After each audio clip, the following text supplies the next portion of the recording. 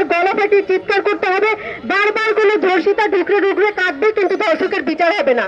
আমরা এই সংস্কৃতি থেকে বের হয়ে আসতে চাই। আইনের যত ফাঁকফোকর আছে, আমরা সব আইন সংস্কার চাই। আমরা আজকে আমাদের এই ধর্ষণ বিরোধী মঞ্চ থেকে 5টা দাবি ঘোষণা করতে চাই এবং পরবর্তী কর্মসূচি ঘোষণা করা হবে।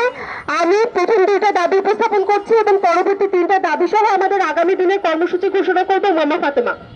আমাদের প্রথম দাবি হচ্ছে, আসিয়ার মামলার ক্ষেত্রে বিশেষ ট্রাইব্যুনাল গঠনের মাধ্যমে 7 দিনের মধ্যে তদন্ত রিপোর্ট জমা এবং 1 মাসের মধ্যে আসিয়ার ধর্ষকের বিচারিক প্রক্রিয়া সম্পন্ন সাপেক্ষে সর্বোচ্চ শাস্তি মৃত্যুদণ্ডের আদেশ নিশ্চিত করতে হবে।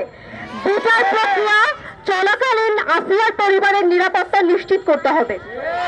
আমাদের দ্বিতীয় দাবি, প্রত্যেক ধর্ষণ মামলার বিচারে বিশেষ ট্রাইব্যুনাল গঠন করে দ্রুত মামলার বিচার কার্য সম্পন্ন করে সকল ধর্ষণ বিচার নিশ্চিত করতে হবে। 3 কার্যদিবসের মধ্যে বিশেষ ট্রাইব্যুনাল গঠন করে দ্রুত বিচার প্রক্রিয়া শুরু করতে হবে।